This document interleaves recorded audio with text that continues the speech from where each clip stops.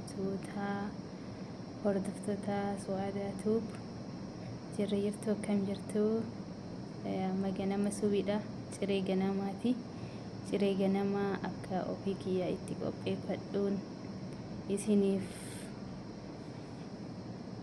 waraabuu barbaade viidiyoo kana qabadheen isinii dhufee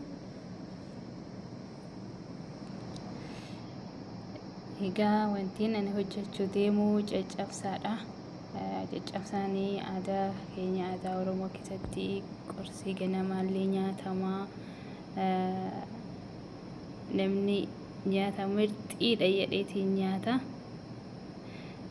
nyaata madaalamaa nyaata bareedduu isin qopheeffadhee hordoftoota kiyyaaf waan ofii kiyyaa hojjetaa jiruun isiniif qooduu fi waan ani irraa hojjedhu kana guutuu isaa nafaana bu'aa. Bishaan naqadhee jira. Barbarreedha. Kuni barbarreedha. Barbarree ani bishaanitti naqadha. Nama guba waan ta'eef hoytee qixxaarratti naqnee caccabsaa goonu san nama guba barbarreen hedduu nama guba.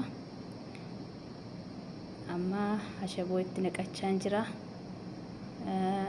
Ammasis daakuun itti naqadha.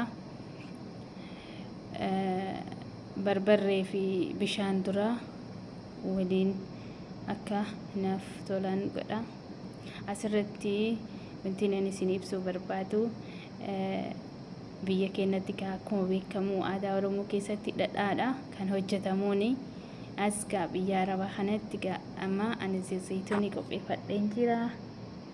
Zayituunii makanaan hojjedhee isiniif qopheessaa jira. Nafaana bu'aa affeerraa kiyya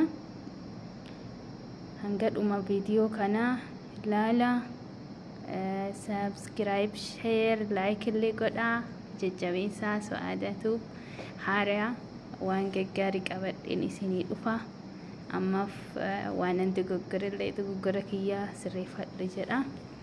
Naaf sirreessallee koomenti jalattillee naaf barreessallee na jajjabeessaan isiniin jedha.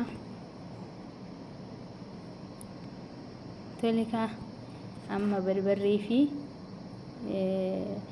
bishaan daakuu soqidda waliin laaqee jira jechuudha.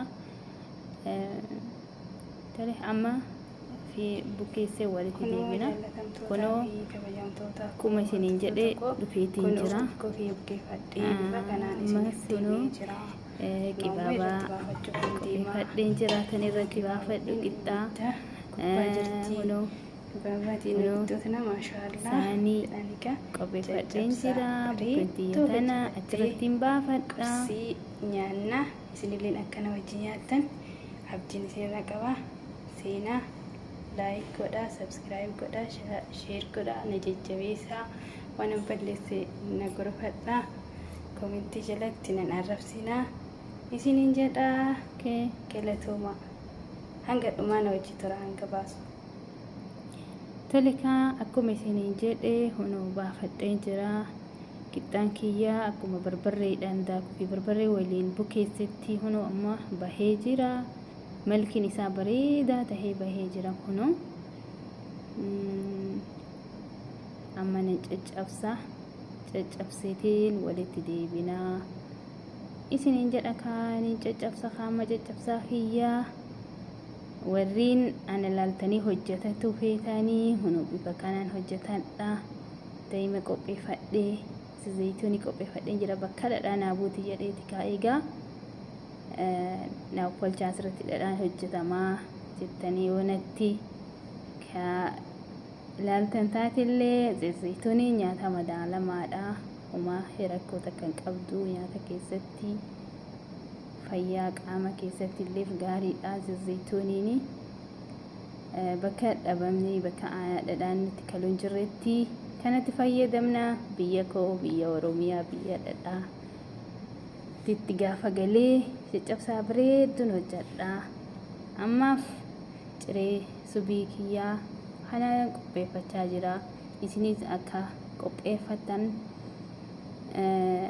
akka hordoftan akka waan su'aadaan hojjettu hordoftanii waan beeku waan rabbi na beeksise keessaa isiniif qooda jedheetiin ka'ee jira. Inshaallah hanga dhuma viidiyoo kanaan faana tura. Akkasumas du'aa illee naa godhaa.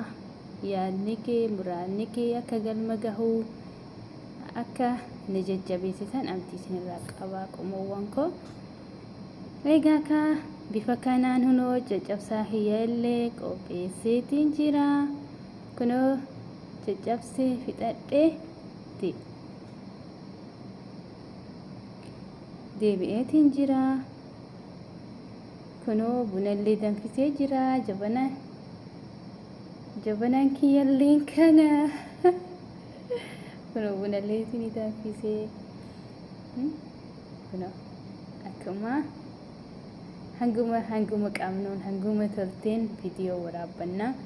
Akkasitti nu faana bu'aa nu jajjabeessaa yuutuubaroota Oromoo hunduma isaaniitu jajjabeessaa. Rabbiin bakka jirtanitti umrii isin haa dheeressu, fayyaa isin haa kennu, akka yaadaa fi muraadan kenna hundinuu galma gahuu du'aa nuuf godhaa.